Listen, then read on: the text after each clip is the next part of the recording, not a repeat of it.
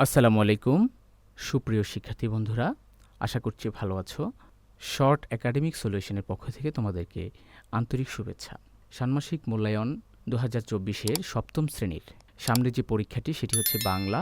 বাংলার যে ষান্মাসিক মূল্যায়ন প্রশ্নটি হবে সেই বিষয়ে কিছু দিক নির্দেশনা আমরা তোমাদেরকে দিব, যে কোন কোন বিষয়গুলোর উপরে ভিত্তি করে তোমাদের এই প্রশ্নগুলো হতে পারে।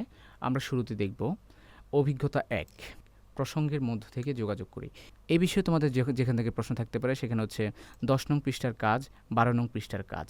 এবার আসো অভিজ্ঞতা নং 2, প্রমিত ভাষায় কথা বলি। এই অধ্যায় থেকে কোন কোন বিষয়গুলো থাকতে পারে আমরা সেটা দেখব।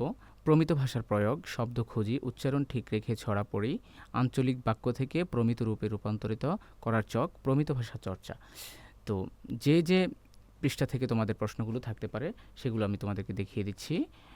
30 নং পৃষ্ঠার কাজ, 33 নং পৃষ্ঠার কাজ এবং 49 নং পৃষ্ঠার কাজ, এই কাজগুলো তোমাদের থাকতে পারে। তারপরে থাকতে পারে হচ্ছে পৃষ্ঠা 43 ও 46-এর কাজগুলো তোমাদের থাকতে পারে। এরপর থাকতে পারে হচ্ছে পৃষ্ঠা নং 54 এর কাজ, পৃষ্ঠা নং 58 এর কাজ এবং পৃষ্ঠা নং 59-এর কাজ। তারপর আমরা চলে যাব অভিজ্ঞতা নং 4 ও 5-এ। সেখানে অভিজ্ঞতার শিরোনাম হচ্ছে চারপাশের লেখার সাথে পরিচিত হই, বুঝে পড়ি, লিখতে শিখি। কোন কোন বিষয়ে তোমাদের প্রশ্নগুলো থাকতে পারে আমি সেটা দেখিয়ে দিচ্ছি। কোন কোন পৃষ্ঠা থেকে তোমাদের এই প্রশ্নগুলো থাকতে পারে।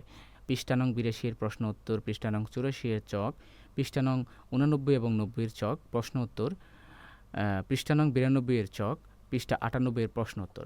এরপর হচ্ছে পৃষ্ঠা নং 100-এর মতামত চক, পৃষ্ঠা নং 112, 114-এর কাজ। এই কাজগুলো থেকেই তোমাদের ষান্মাসিক মূল্যায়নের প্রশ্ন করা হবে। সুপ্রিয় শিক্ষার্থী বন্ধুরা, আজ এই পর্যন্তই। ষান্মাসিক মূল্যায়ন পরীক্ষার বাংলা প্রশ্নটি আমরা পরীক্ষার আগের রাতে আমরা সবার আগে তোমাদেরকে পৌঁছে দেওয়ার চেষ্টা করব। সে পর্যন্ত আমাদের সাথে থাকো। চ্যানেলটি সাবস্ক্রাইব করে বেল বাটনে ক্লিক করে রাখো, যেন সবার আগে তোমরা প্রশ্নটি হাতে পেতে পারো। সে পর্যন্ত ভালো থাকো। আসসালামু আলাইকুম রহমতুল্লাহ।